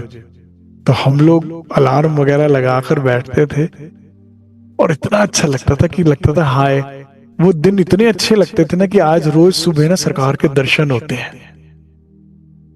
तो कितनी नींद आए, कितना कुछ लगे, रोज सुबह जाकर सुबह सुबह अलार्म सुनते ही जल जाते थे हमारे सरकार के दर्शन। इतना अच्छा लगा वो 15-20 दिन के महीना वो चला, वो महीना कि लगता था रोज इनके दर्शन होते। क्यों ऐसा कहा जाता है कि सदगुरु के दर्शन होते हैं? क्योंकि उनको देखने मात्र से ही कुछ धुल जाता है अंदर, विकार छट जाते हैं। माया का ख्याल जो आ ही रहा था उनके आते भाग जाता है, अच्छा अच्छा आ गए वो, चलो चलो चलो चलो। बिना साबुन पहाने के नहला देते हैं तो दर्शन ही तो हुए। हाँ, तो दर्शन देते थे वो आकर। नित्य क्रम से निर्वित होकर रोजाना आया करते। कहते घर से निकलते थे वॉश फ्रेशन अप होने के बहाने, और होते सीधा ही मेरे पास आ जाते थे। हक को काम कछु और नहीं देना, रूहो लाड लज्जत, कर वहां से सीधा मेरे पास आ जाते थे। और क्या करते थे? रसा स्वाद वाणी का उनकी हम प्रतिदिन किया पाया करते। चर्चा या सत्संग नहीं सुनाया करते थे, शराब पिलाते थे। उनकी वाणी रूपी शराब रोज पीते थे और मदमस्त होते जा रहे थे। पहले सारी बात पूछी, अच्छा अच्छा अच्छा यहां तक का ध्यान है, अच्छा ये दिखता है, ऐसा दिखता है वो। अब शुरू हो गए रसास्वादन। वेद शास्त्र अनुसार 14 लोक है, तुम जिस लोक पर बैठे हो उसे मृत्यु लोक कहते हैं। इसके नीचे इतने लोक हैं, इसके ऊपर पितृ लोक है, स्वर्ग लोक है। सारा वैराट समझाने लगे रोज, पूरा ब्रह्मांड खोल खोल के बता दिया। इस सृष्टि के स्वामी 3 ये देव कहे गए हैं। ब्रह्मा जी पैदा करते हैं, विष्णु पालक हैं, भगवान शिव संहारक हैं, उमा जी के ये अवतार हैं, भगवान विष्णु के ये अवतार हैं, लक्ष्मी जी के ये। सारा वैराट अच्छे से खोल खाल के सारा, क्योंकि पराशक्ति तो फिर अच्छे से देखकर बता सकती है ना। जब आप कहीं किसी जगह पर खड़े हो तो आप उतना अच्छा मुआयना नहीं कर सकते जितना ऊंचाई से देखकर बता सकते हो। तो पराशक्ति है, वो सारा इतने विस्तार से अच्छे से बता रहे हैं। महाराज जी को कहते हैं रसास्वादन, ऐसा ज्ञान।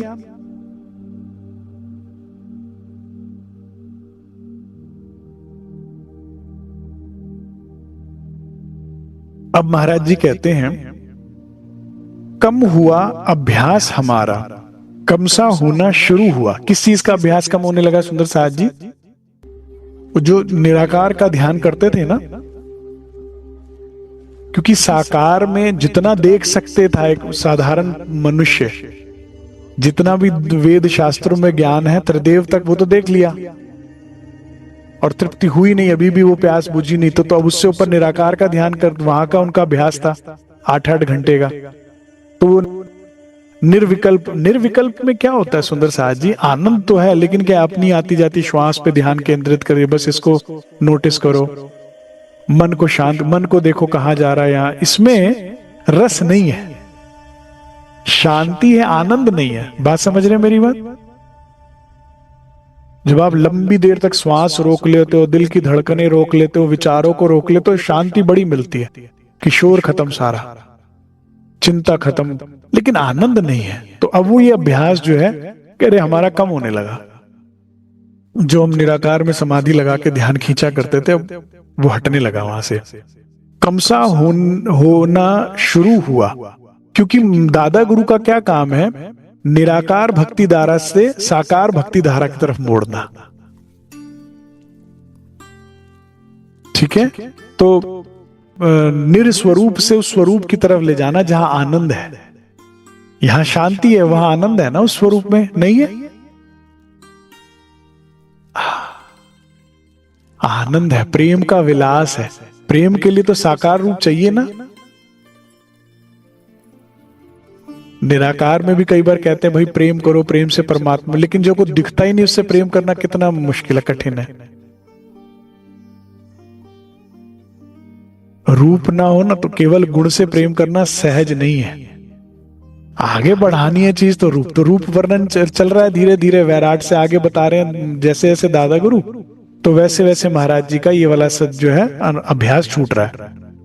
जो हम ध्यान किया करते थे वो अभ्यास छूट रहा है। जो हम अभी निराकार में डूब रहे थे ना, कि मैं शरीर नहीं मैं आत्मा, उस भाव में आ गए, अहम ब्रह्मस्मि वाले भाव में आ गए, मैं अंश उसका, तो ये अभी अपने में चल रहा था। अब से अपने से निकलकर धनी स्वरूप में जा रहा है। तो जो ध्यान हम किया करते थे, कौन दिशा को शील हुआ करे, वो किसी दिशा में मुड़ गए, वो तो पता नहीं कहीं चला ही गया।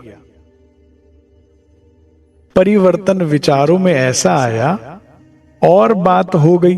अब वो परिवर्तन ऐसा आया कि पहले 14 लोक की बात करी, सारी करी, फिर ब्रज लीला की, फिर रास की लीला की, फिर अब ये जो ब्रज रास किसने करी, उस अखंड स्वरूप और लीला का वर्णन, तो कह रहे मेरा ध्यान उधर मोड़ दिया, उस तरफ मोड़ दिया महाराज जी ने।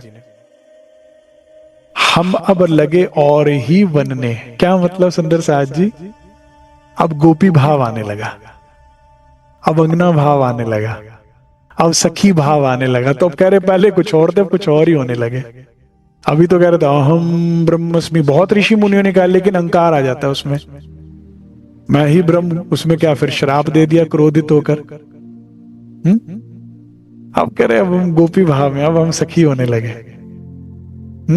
अब एक कह रहे अब तुम कुछ और बनने लगे,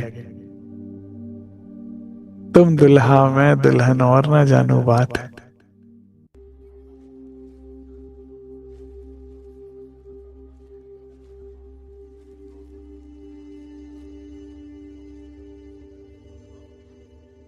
कितनी व्याख्या है इस लाइन की ना, मेरी जुबान जो है असमर्थ है, क्या बताऊं इसके बारे में।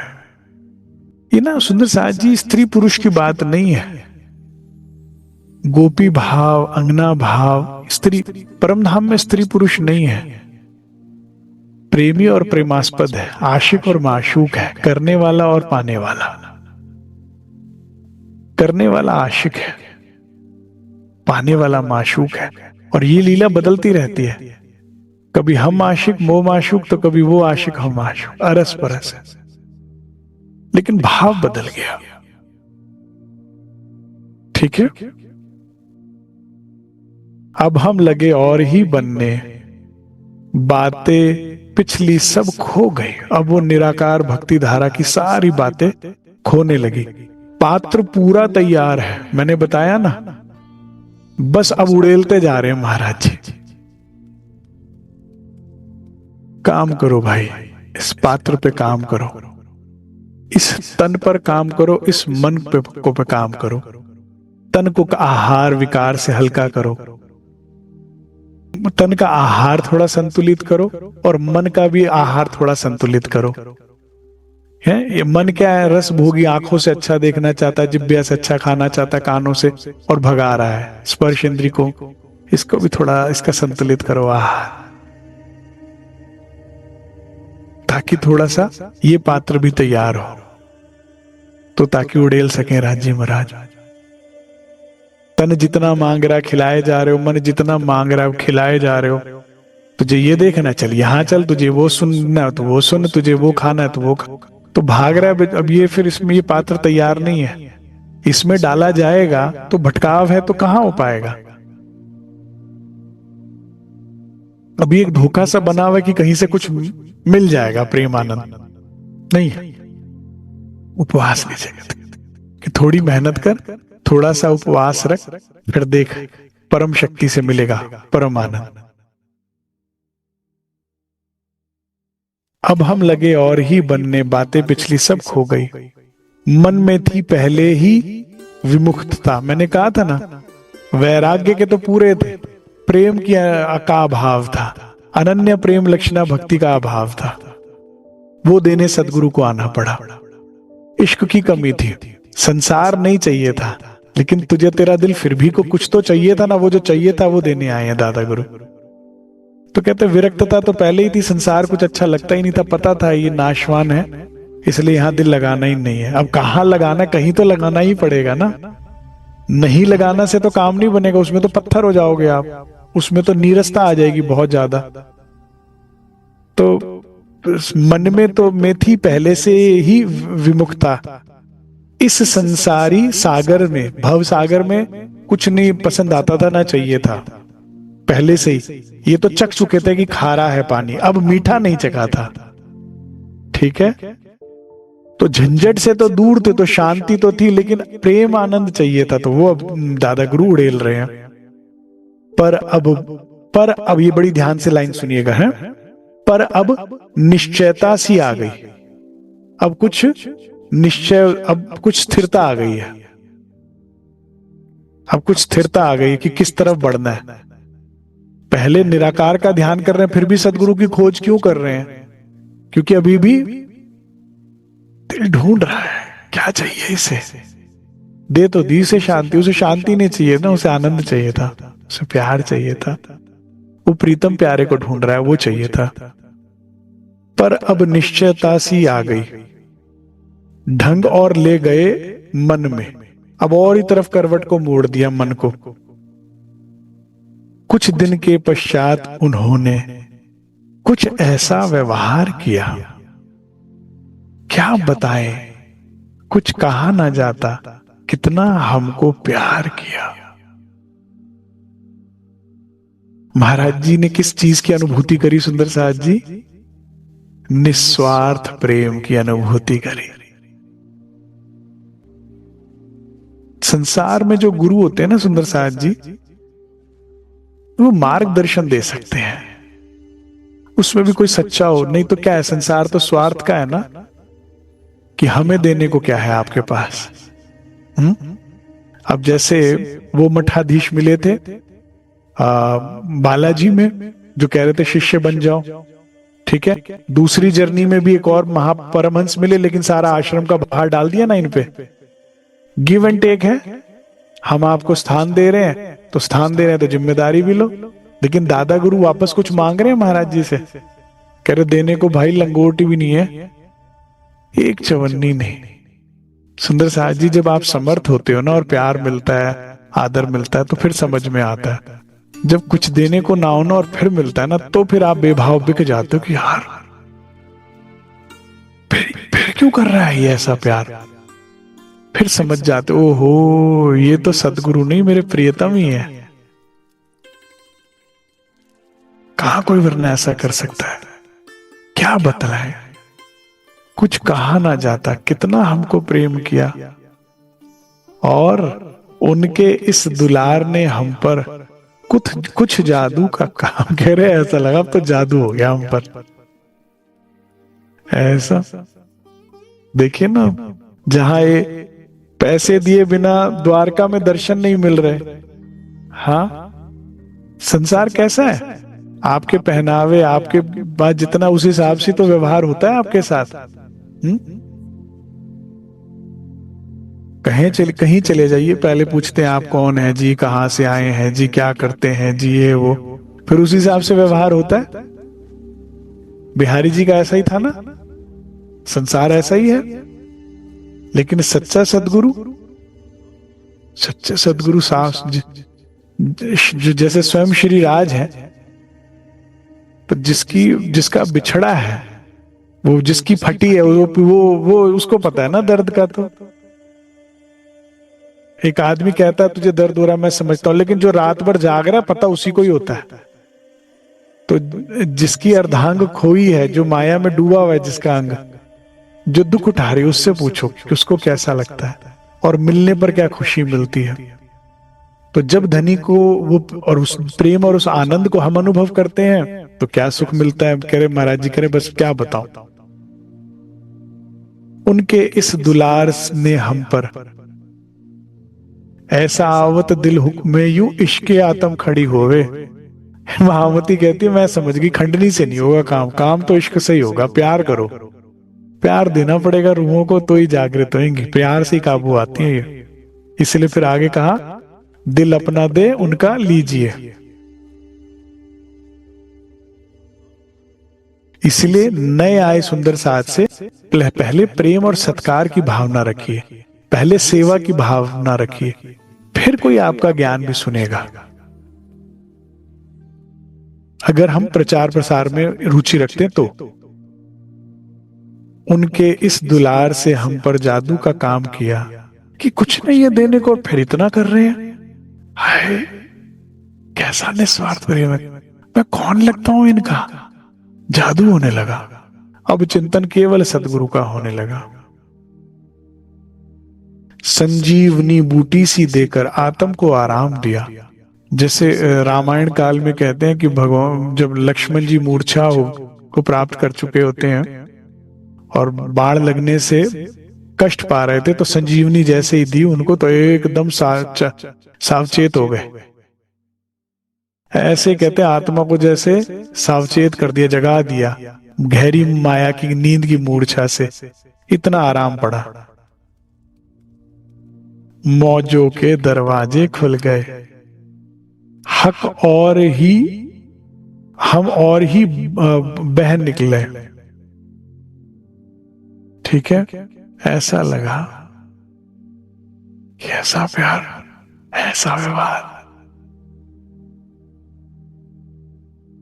मैं कौन हूं जो मुझे ऐसा स्पेशल ट्रीटमेंट मिल रहा है, ऐसा ये कौन है जो इतना कर रहे हैं। जब आप एक्चुअल में गहराई से धनी और अपने उसको देखोगे ना प्रेम संबंध को, तो वो जो प्रेम और आनंद उपजेगा, वो रियल फीलिंग्स है, उससे बदलाव आएगा।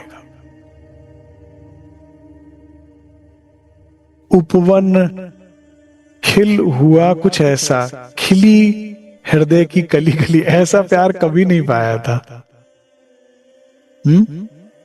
और सदगुरु तो सुंदर साथ जी ऐसा प्यार करते हैं कि तन रहते भी और तन रहने के बाद, जाने के बाद भी सदैव निस्वार्थ, सदैव हमारा हित का चाहने वाले। संसार में कोई भी कितना करे, आगे पीछे फिर अपना सोच ही लेता है। एक सदगुरु है जो सदा सुख तुम्हें चाहूं वाली बात करते हैं, राज्य वाला गुण।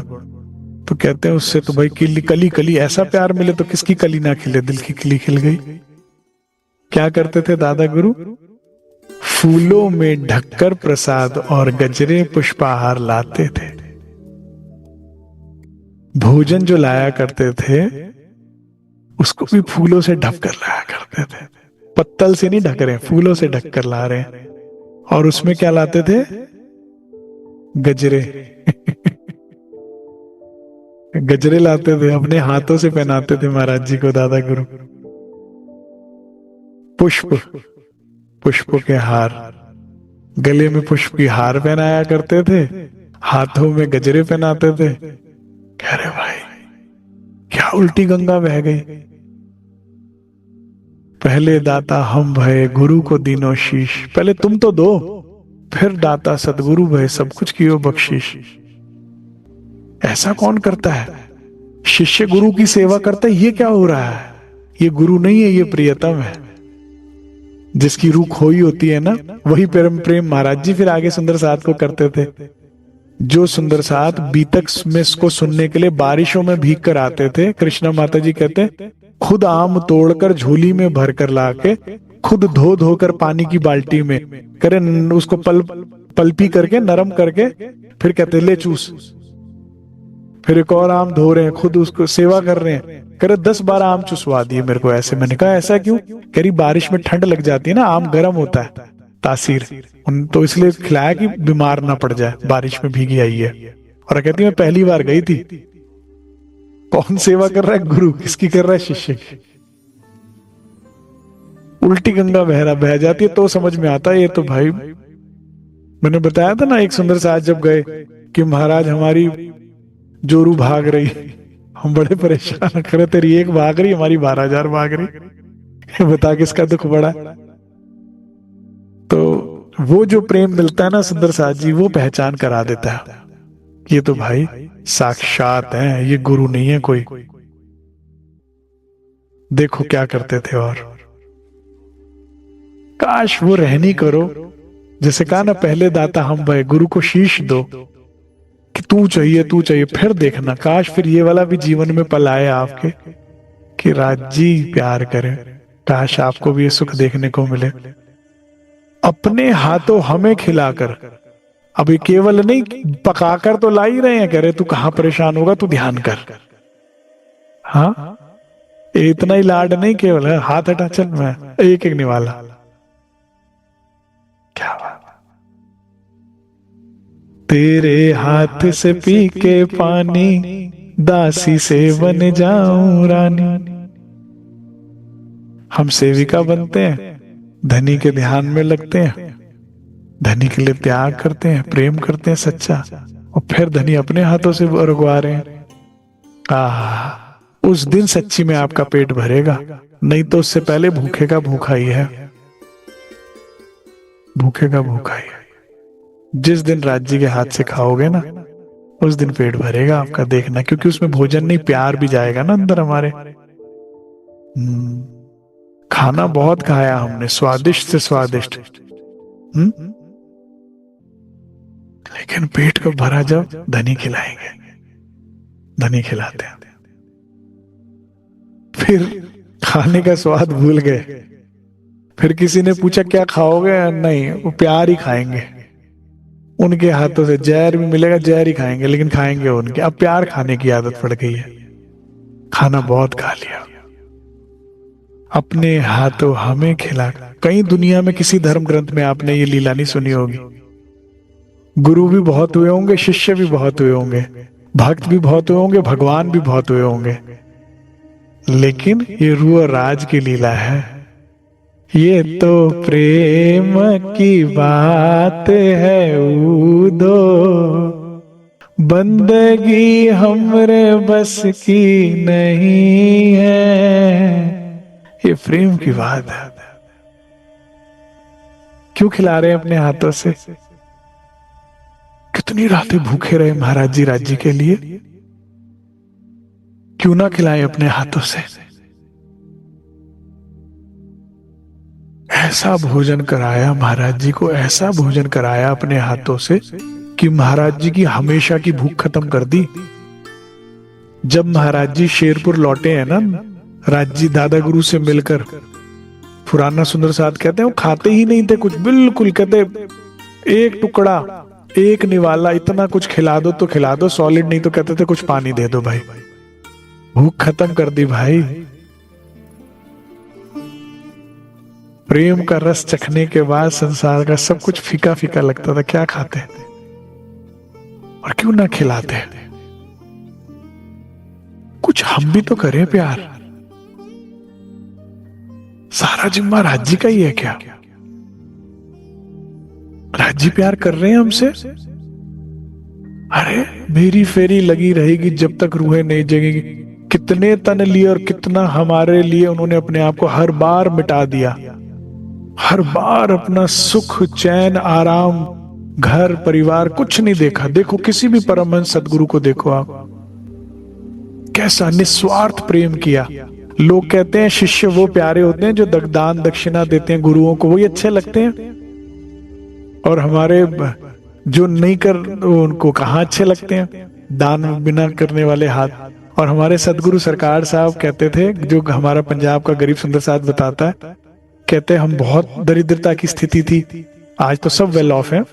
तो कहते थे सरकार, कहते थे जब बुलाते थे कहते सरकार हम आ नहीं पाएंगे, कुछ है ही नहीं हाथ में पल्ले। कह रहे भाई जब तुम आओगे और जाओगे किराया लगेगा ना, वो मेरी दक्षिणा हो गई। अब दक्षिणा देने तो आ जाओ बस। और मजे की बात, महाराज जी सरकार को पॉकेट मनी देते थे और सरकार सुंदर साथ को पॉकेट मनी देते थे आगे। तुम प्यार तो करो सच्चा, उतना भी नहीं चाहिए वो देंगे। करके देखो, पूरी उल्टे गंगा बह जाएगी। छत्रसाल महाराज जी ने श्री जी की सेवा करी कि श्री जी ने छत्रसाल जी की? भाई आत्मिक सेवा तो सदगुरु करते ही हैं, ऑब्वियस सी बात है। लेकिन छत्रसाल जी क्या करते? करे जा घोड़े दौड़ा कहां तक, करी तेरी दरिद्रता दूर। पन्ना आज तक तब से अमीर है, तब से पढ़ो इतिहास उठाकर।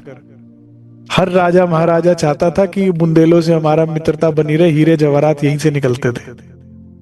सबसे ज्यादा माइनिंग और सबसे ज्यादा यहीं से जवाहरात निकलते तो किसने किसकी सेवा करी?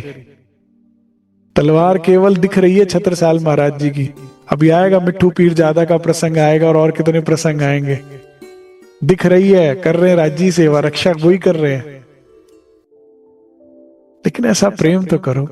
छत्ता तेरे राज में धक धक धरती होए, जित जित घोड़ा पग धरे उत उत हीरा होए। पग घोड़ा मतलब जीव रूपी घोड़ा राज्य के रास्ते पर चले तो सही, पग तो धरे। देखो जीव टल होसी आत्म हीरा ना हो जाए तो। जब मैंने ये अनुभव किया ना, दृश्य अपने हाथों से दादा गुरु खिला रहे हैं, इतना आनंद होना। कब के भूखे थे महाराज जी, और इसी प्यार के तो भूखे थे, क्योंकि बचपन में माँ बाप चले गए थे सुंदर साथ जी, तब से ही तो भूखे हैं।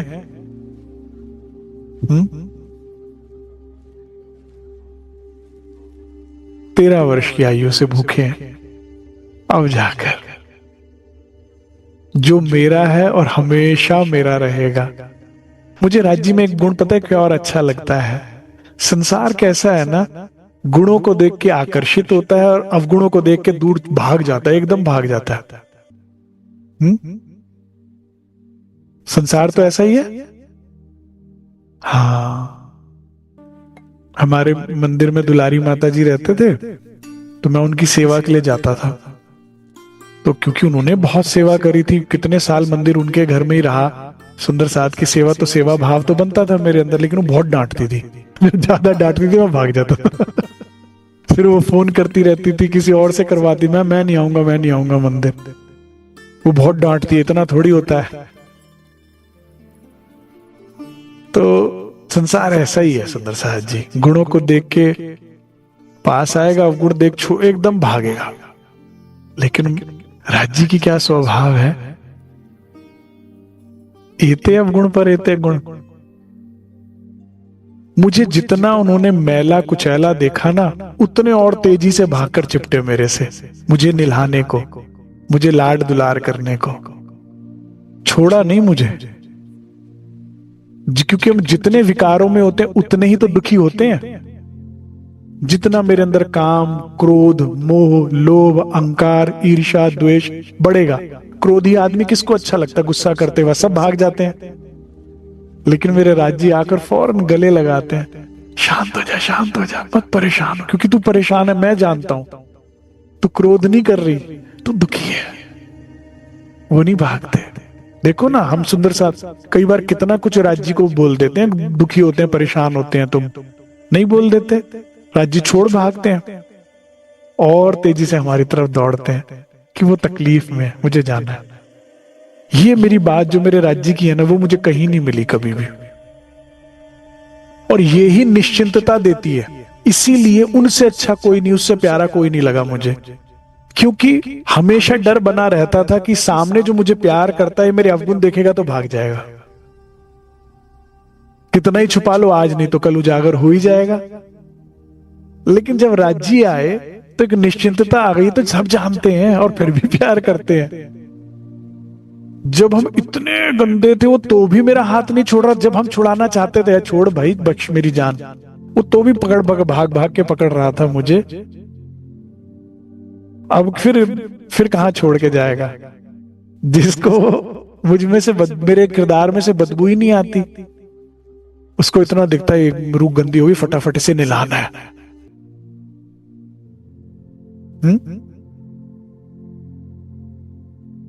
जहां सबको विकार दिखे वहां राज्य को हमारी तकलीफ दिखी सुंदर साहब जी। कहां मिलेगा ऐसा सच्चा बिन स्वार्थ का प्यार। भेंट में तो शिष्य लेके जाता है गुरु के पास, भक्त लेके जाता है भगवान के पास। ये कैसे है? उल्टा बना कर ला रहे हैं, ये बना के ला रहे हैं और अपने हाथ से। लेकिन फिर प्यार भी, आप भी तो प्यार करो ऐसा जैसा महाराज जी ने किया दादा गुरु राज जी से। तुम्हारे पास सब कुछ है और तुम फिर भी चिंता नहीं छोड़ते, और महाराज जी का प्यार देखो। तू मिलना चाहिए, भोजन मिले ना मिले, आदर मिले ना मिले, सत्कार मिले ना मिले, सब अपने छोड़ के चले जाए भाई, कोई अपना नहीं है, देख लिया मैंने, फिर भी तू चाहिए। क्योंकि माया कहेगी, जब दादा महाराज जी लौट कर गए हैं तो यही समझाया माया ने, देख ले, और वो तो मिला नहीं खुदा, ये भी जाएंगे तेरे हाथ से, देख ले व्यवहार इनका, अभी भी सुधर जा। नहीं सुधरे, फिर निकल गए, फिर भी। और अब की बार कैसे निकले? या तो तू मिल या जान गई, या तो तू आ या जान गई। तो आ गए, और आ गए तो अपने हाथों से खिला रहे हैं। क्या खिलाने वाला होगा वो, और कैसे खाने वाला होगा। कोटि कोटि प्रणाम है इस पल को, जब ऐसा प्यार बरस रहा है, पाने वाला और लेने वाला दोनों। आप समझ रहे हैं? ये भोजन नहीं हो रहा है, ये प्रेम का आदान प्रदान हो रहा है। ये परम धाम की रिवायत चल रही है, खाना दीदार पीना दीदार। वहां प्रेम ही परोसा जाता है और प्रेम ही आरोगा जाता है। ये इस वक्त आत्मा की भूख मिट रही है। इतना ही स्वीकार कीजिए। बोलो श्री प्राणनाथ प्यारे की जय। तो भाई पेट की आंख बहुत बुझा ली, थोड़ा सा चल लो, आत्मा की भी भूख मिटा लो। क्योंकि ये समझ के चलो, उपभोक्ता आत्मा है, चेतना है, शरीर नहीं है। मेरी घड़ी, मेरा मोबाइल, मेरा लैपटॉप मैं चार्ज कर रही हूं, लेकिन यूज करने वाले को तो चार्ज कर ही नहीं रहे। मैं आत्मा, मेरे घर का, मेरे शरीर का, ये मेरा है, इसका हम ख्याल रख रहे हैं। जिसने यूज करना उसको तो खुश कर लो। वो उदास है, परेशान है, उसको जो चाहिए वो तो दो, वही खुश नहीं। कहते हैं शून्य कितने भी लगा लो, जब तक एक ना लगे वैल्यू जीरो है। ठीक, एक ना लगे जब तक सारे शून्य बेकार है। जो लगाते रहो शून्य, पैसा जोड़ लिया, परिवार जोड़ लिया, सेहत जोड़ ली, इज्जत जोड़ ली, वन क्या राज्य प्रेम, ये नहीं मिला तो सब बेकार है। एक तू ना मिला, सारी दुनिया मिली भी तो क्या है, ये दिल ना खिला। तुझसे मिलकर जब ये दिल ही नहीं खिला, सारी बगिया खिली भी तो क्या।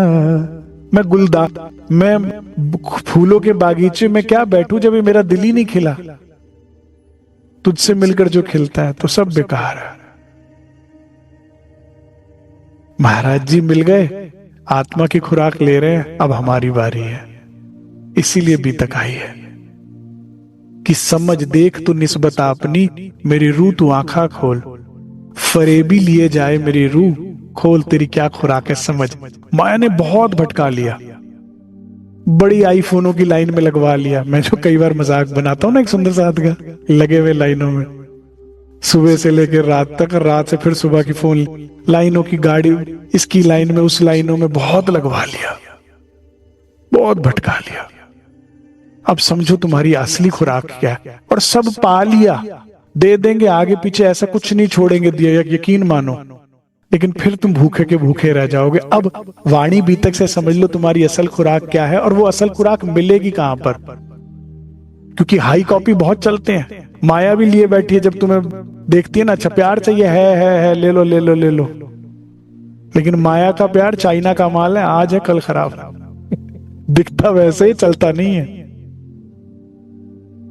ठीक है, क्योंकि माया के वादे इरादे मैंने कभी नहीं देखे। कैसे ये पिक्चर में एक ही हीरो होता है। वो राज्य जो राइटर है, डायरेक्टर है, वही तो बनेगा हीरो, और किसी को थोड़ी बनने देगा। माया को, हाँ तो वादे तो कर देगी माया, इरादे कहां से लाएगी? डायरेक्टर कलम बदल देगा 1 मिनट हो, चल भाग छोड़ के से।